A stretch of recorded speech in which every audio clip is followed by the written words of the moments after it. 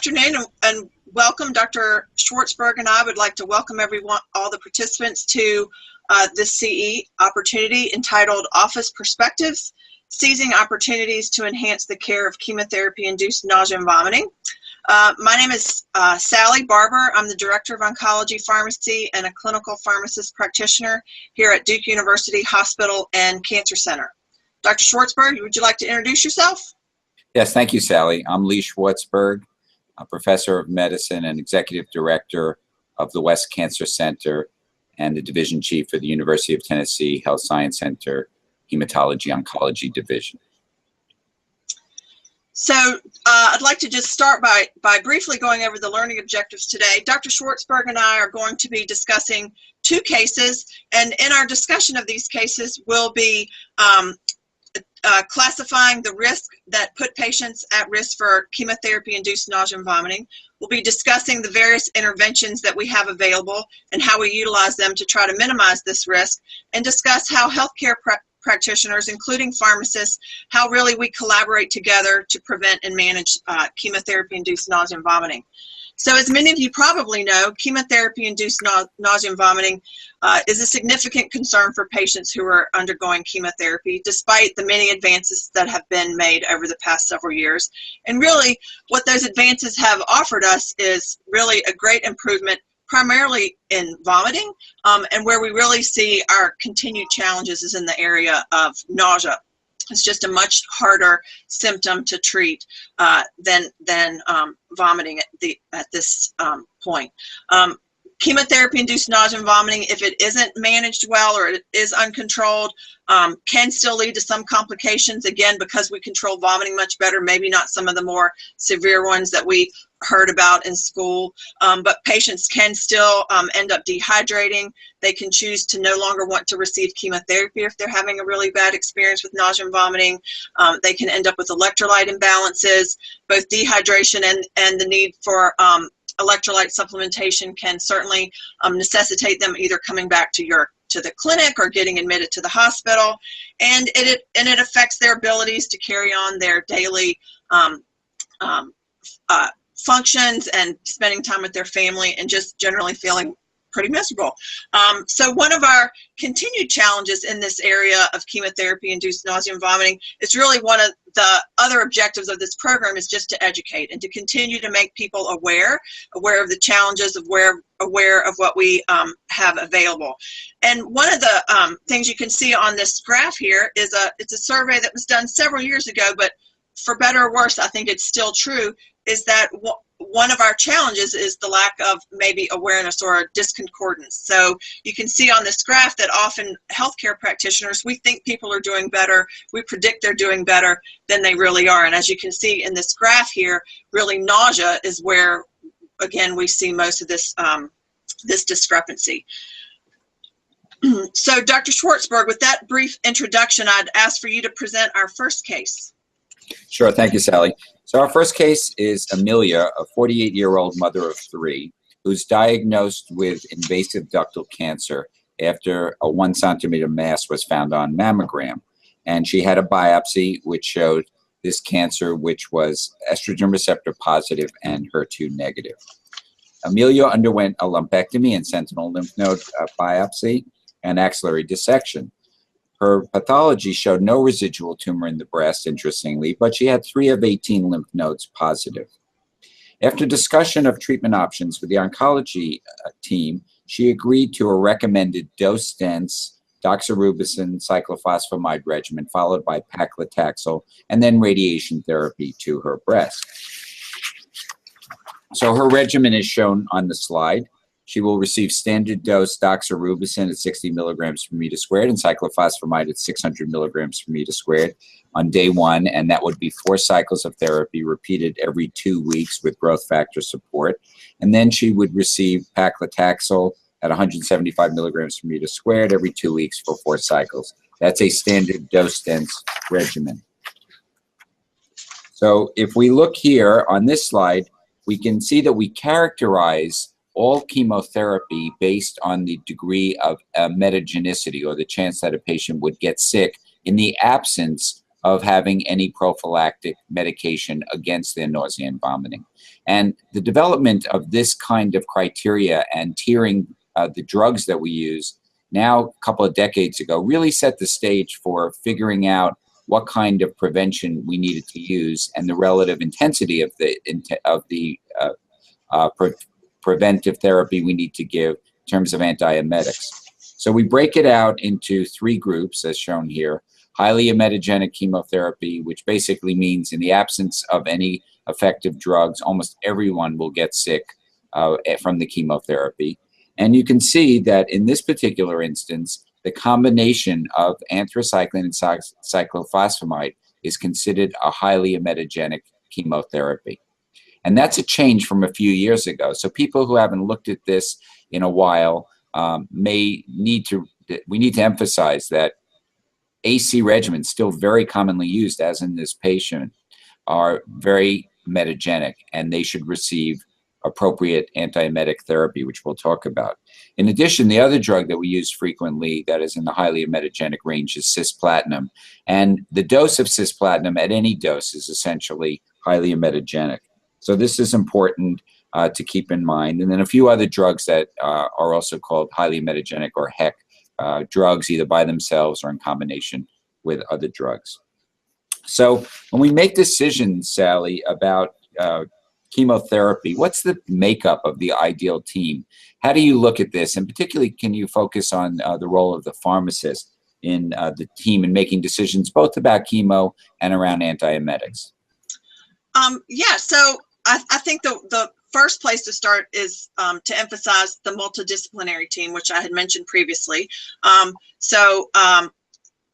Including, the provider, nurse practitioners, PAs, pharmacists, nurses. I think all of those people are very important. But ultimately, it really starts with the patient. So when we're starting someone on chemotherapy, the first person that we obviously talk to is the patient, looking at what chemotherapy are they getting? What are their risk factors, which we'll talk a little bit more about? What are their expectations? What have they heard, so we can dispel maybe any rumors, and really kind of understanding where they are when we're going to be starting them on chemotherapy. And specifically in terms of the pharmacists have, depending on their role, different roles. So pharmacists might be involved even at the early stage when they're looking at what agents a practice or an institution is going to have on their formulary. So while there are many 5-HT3s available, and now there's multiple NK1 antagonists available, what is going to be the one that you have available at your institution? So pharmacists are involved sort of in that back end part of the decision process. But in the clinic and in the practice setting, our pharmacists are involved again in educating patients, making sure that patients are receiving appropriate antiemetic prophylaxis for whatever their chemotherapy regimen is. So in this example, we have pharmacists that are in our clinic that are working side by side with physicians like yourself and nurse practitioners and physician assistants. So we're very much involved in discussing their antiemetics with them, again, making sure not only that they're prescribed, but that they can afford them, that they're able to pick them up. If they've already gotten them, making sure that they've got them and they understand how to take them, making sure that if there are any drug interactions, especially these days, it's not uncommon when we all have these electronic medical records. There's a frequent notification of QTC interactions a lot of these days with our antiemetics, and really trying to help address that for patients that are on other medications that might interact. And then we're involved for pharmacists that are involved in the processing of the orders. Again, it's not only obviously reviewing the chemotherapy, but again, making sure that patients, if they're getting a specific regimen, they are getting the appropriate antiemetic prophylaxis. So it's really, multitudes of steps where a pharmacist has the potential to be involved. But again, I think the important thing is really making sure that it's a multidisciplinary process, that all are involved. We have pharmacists that are also involved in follow-up. I know a lot of places nurses are doing that. I don't think it really matters who. I think we're all quite capable of doing it. But I think following up with patients to see how they did after chemotherapy is a very important thing to do as well, because we know that if we find out that they're not doing well, and the the next day we can make some changes to what we've maybe already prescribed. So that's how we do it here. How about in your practice? Do you have pharmacists, or how is this approached in your practice? Yeah, we do have pharmacists, and I think and I agree completely with everything you said, depending on the practice setting, either you'll use the pharmacist for educator, or there'll be a nurse educator. Same thing for follow-up. I think pharmacists can play that role tremendously, and there can be other designees who can do that. So the education, I just want to emphasize what you said, the education of the patient, first of all, dispelling the rumors that everyone has to get sick, which, as you mentioned, we're still seeing in the popular media that chemotherapy equals getting sick and throwing up. That's not true, as we know, and that we have good efficacious drugs to help do that. That's what we're talking about. And then secondly, though, to make sure that the patient knows to call if they do have a problem, and that we're going to follow up with them. The pharmacist's role in terms of the drug interactions, as you mentioned, is getting more and more critical with everything we do, because we're using polypharmacy, both in terms of the antiemetic drugs, in terms of the chemotherapy. Many patients now are on additional oral medications, all of which, as we learn more, can interact with each other, and there can be metabolic changes. So that role, which is really specific to the pharmacist, is crucial and ever more important in my own practice, and I think everyone's. So let me ask you, what kind of patient risk factors should we consider? And how do you think about that when you're making the decision with your multidisciplinary team on what antiemetic regimen a patient should have? So again, we start with the patient. We're lucky we have an electronic medical record, so all of our treatment plans are built, and they have the appropriate. At our institution, we base our antiemetics off the NCCN guidelines, but we have all those built in. So we start with that, and knowing that we have the minimal recommended antiemetics included in a particular regimen, and then you talk to the patient. So in this particular case, if Amelia was being treated at our institution, again, number one, what's the chemotherapy, making sure that the antiemetic prophylaxis matches the chemotherapy, but then looking at the other risk factors. So she's a female. We know that being a female increases your risk of chemotherapy-induced nausea and vomiting. Age, she's 48. So we know that younger patients, roughly less than 50, that they have an increased risk. Asking the patient, did they have issues with nausea when they were pregnant? Do they have motion sickness? Are there other, if it's someone who's had chemotherapy before, did you have issues with your chemotherapy? How did you do with your chemotherapy? What worked for you? What didn't work for you? So looking at those risk factors, alcohol intake, that's another one. We know that patients that have a significant history of alcohol intake actually do better. So looking at those different risk factors are ones that we would use to try to see if we needed to increase our standard, or somehow make a change in what our standard antiemetic prophylaxis regimen would be. How about you? Do you all incorporate those risk factors in any different way?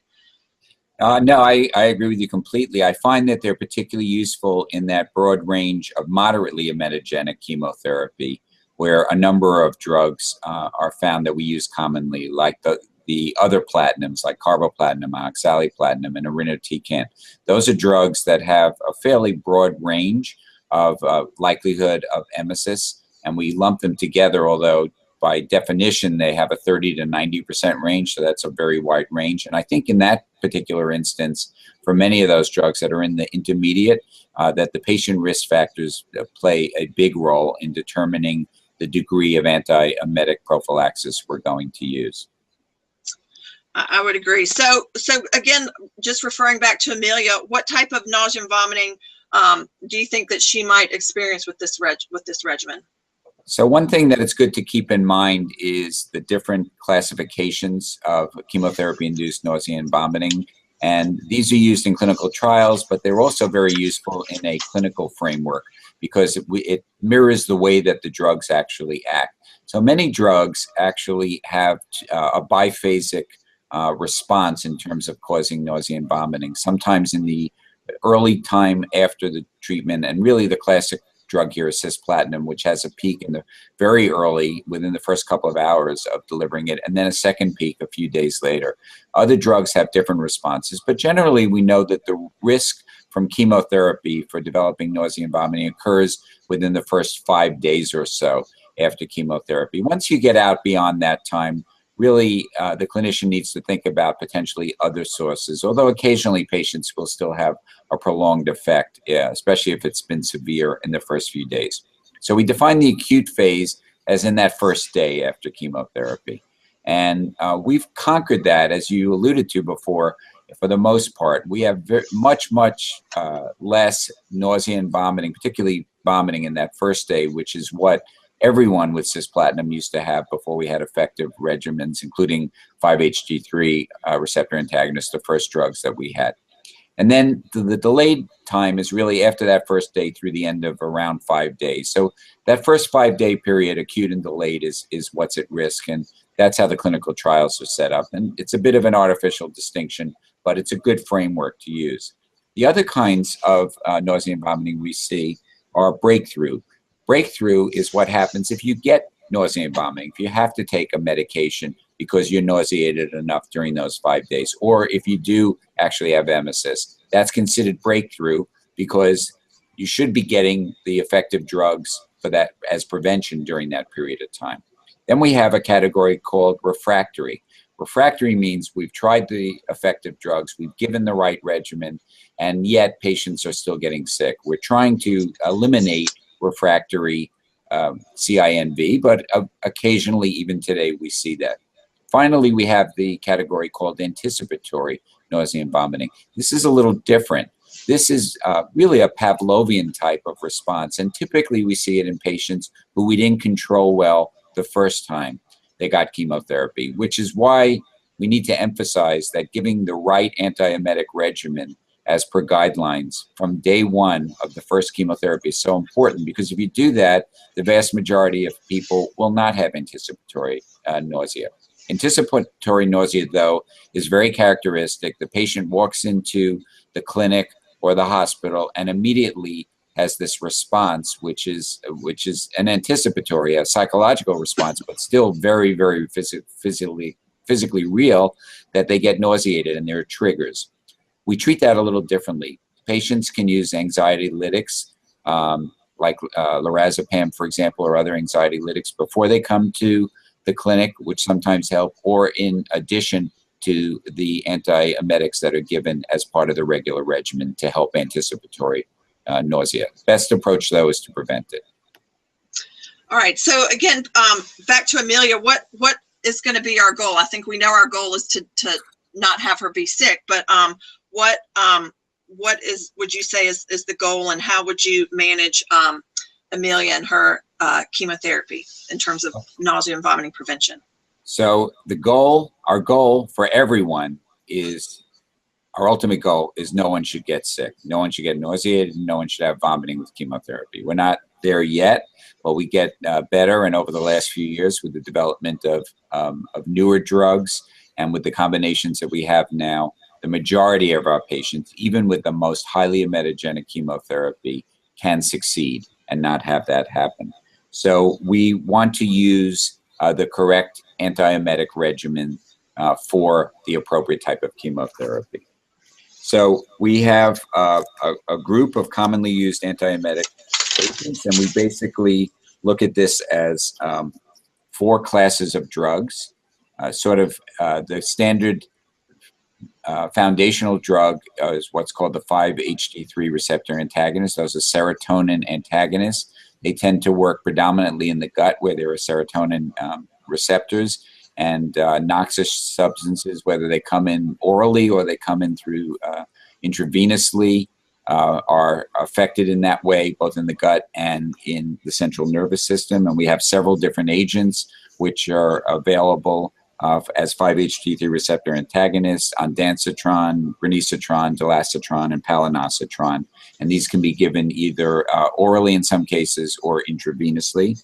We have NK1 receptor antagonists as the second class. These target another receptor predominantly in the brain, and they're responsible particularly for delayed nausea and vomiting. So there's a good combination and a synergistic effect between the 5-HT3s, which are particularly good for acute nausea and vomiting, and the NK1s, which are good for delayed, and using those together are also frequently very useful. And we have several different drugs there. We have a aprepitant, which is an oral form, fosaprepitant, which is the same drug in an IV form, and we have rolapitant, a newer oral NK1 antagonist that's recently become available. And then we have a combination, which is a fixed dose in one capsule of the 5-HT3 and the NK1 together, which is nitupetant and palonosetron. Nitupetant, a new NK1 antagonist with the second generation 5-HT3 receptor antagonist palonosetron in a fixed dose in an oral capsule to be given in that way before all of the. And then the third class of agent is glucocorticoids, which we usually use dexamethasone. Dexamethasone has a somewhat pleiotropic effect on multiple receptors in both the gut and the brain, and adds to the other specific receptors. And finally, we have another group of drugs, which are the atypical drugs, atypical antipsychotics. The major one we use is olanzapine. It's a very old drug, but it is a drug that actually hits multiple receptors in the brain and has been shown to add to the other three types of antiemetics that we have. So what would you recommend be used for Amelia? What would be her guideline-recommended antiemetic regimen? So for highly emetogenic chemotherapy, or HEC, we recommend a 3-drug combination, and this is very important. So the intensity of the antiemetic regimen sort of mirrors the intensity of the chemotherapy as it relates to the potential for nausea and vomiting. So the 3 drugs we would use would be a 5-HT3RA, an NK1, and a glucocorticoid, usually dexamethasone. That can be given as 3 separate drugs, or it can be given as the combination of NEP and dexamethasone. Or other trials have actually switched out the NK1 for olanzapine, the drug I mentioned, and olanzapine plus the 5-HT3 receptor antagonist and dexamethasone is another alternative. Any one of those 3 options provide the most highly effective prophylaxis against CINV for highly emetogenic chemotherapy. So, given any of these regimens that might be utilized in the acute setting, is there any difference for how you manage the delayed setting in terms of how you would prevent emesis in the delayed setting as opposed to the acute setting? So what we just talked about, importantly, is what to give before the chemotherapy. So that triplet regimen is given typically 30 minutes to an hour before the chemotherapy. So the drugs are in your system of the patient before they get the chemotherapy and the toxic effects which affect those receptors. And that is very good therapy. Now, in the guidelines, there is a recommendation also for additional therapy in the delayed phase on days 2 and 3 during that period of highest risk. And it varies depending on what you pick as your primary antiemetic prophylaxis. So if you're giving a aprepitant, which is an oral and it's a short-acting, you have to give that on days 2 and 3. For highly emetogenic chemotherapy, most guidelines recommend continuing the dexamethasone for 2 to 3 days afterwards, because you get an additional effect there. If one uses a short-acting 5-HT3 receptor antagonist like ondansetron or granisetron, who can continue that in days 2 and 3. If one gives palonosetron, which is a long-acting second-generation agent, there's no need to give an additional 5-HT3 receptor antagonist for the delayed phase, because the drug remains in the system over the whole period of risk. So it varies, and in those cases, it's really good for the practice to consult the guidelines and to build into their care plans or to their pathways what to do for the delayed phase. So I want to just mention before we go on to the next case, that AC is a highly emetogenic regimen. For paclitaxel, in this particular case that we presented, the antiemetic regimen would not need to be as intense. In fact, actually, paclitaxel has a lower risk of antiemesis. So we wouldn't continue for this regimen the triplet throughout the entire course. So whenever you're changing drugs, it's important to consult what the degree of emetogenicity is, layered on by the patient risk factors, and then make a decision.